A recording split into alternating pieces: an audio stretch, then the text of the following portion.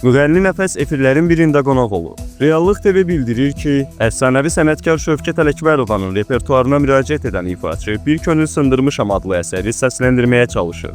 Sənətçinin canlı ifasını xarici notlar bəzəyir.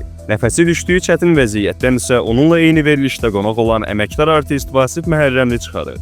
Nəfəsin sözü gedən canlı ifası izləyicilərin qınağına səbəb olur. Reallıq TV həmin kadrları təqdim edir. Hətim böyüktür. Ayinlər dünən axşam çağı. Qəbaətim böyükdür. Ayinlər dünən axşam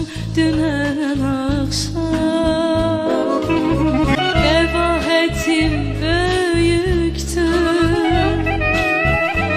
Ayinlər dünən axşam